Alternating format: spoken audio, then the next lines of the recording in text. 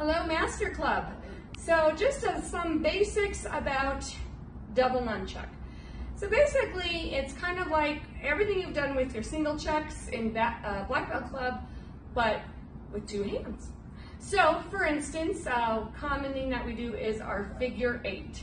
So again, on a figure eight, imagine you're drawing a number 8 with your hand, but flip the 8 sideways, or the infinity symbol is the same exact thing. So you're just drawing that infinity / sideways number 8 with your hand.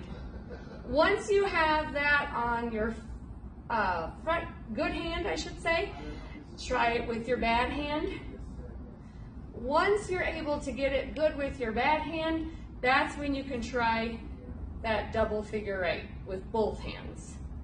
I like to do this one side by side, but you can also cross in front of you and do the crossing figure 8. Same thing, you're just crossing your hands. So that's one good thing to start working on. The other good thing to start working on is our hips. So just like we did with one hand, hip, hip, up, add your other hand, hip, hip, up. So when you do it with two nunchucks, you don't want a lot of time behind. So as one chuck is coming up, the other chuck is striking. So you can do with your double chucks, just hip, hip, up.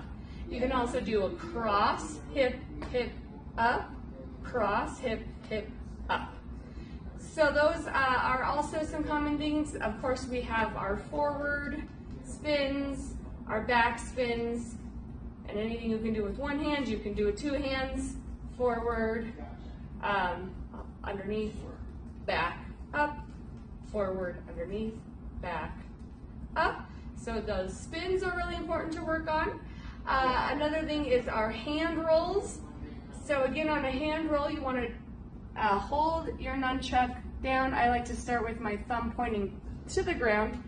You're just going to flop that chuck over the back of your hand. So see, now the string is on the back of my hand. I'm going to open my hand, and this part is super important. I want my hand to get as wide as possible, because if my hand isn't wide, like say here, that string is going to start getting tangled up. And I don't want that string or chain to get tangled up. I want a wide hand so I don't get a tangled string. Then I'm going to turn, grab the other chuck, and then flip it back over my hand. So, and then if you started this way with your thumb up, it's the same idea. Flip it over your hand, turn your hand, catch it on the other side, flip it back. So that's our hand roll. So again, once you have a good with one hand, try it with your bad hand. And then once you have your good hand and your bad hand, that's when you can try those hand rolls with both hands. And this is just your standard hand roll. You can just give it a little flair. So instead of doing it up and down like this, I can do it sideways. And I like to do this with my hip. So you know your hip, hip. Instead of doing hip, you can do your hand roll hip. Hand roll hip.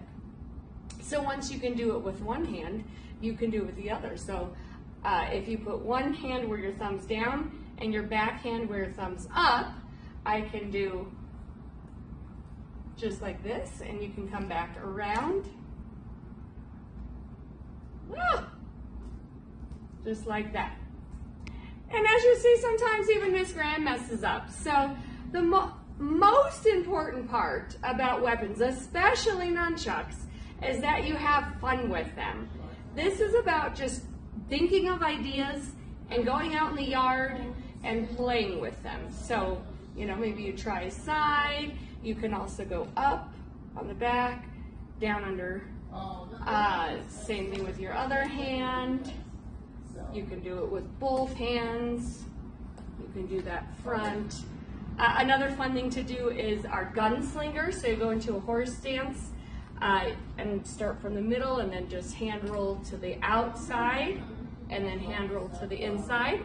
If you can't quite hand roll yet, you can do your spins to the outside, spins to the front. That's called a gunslinger. So these are just really great ways, fun ways to do your nunchucks.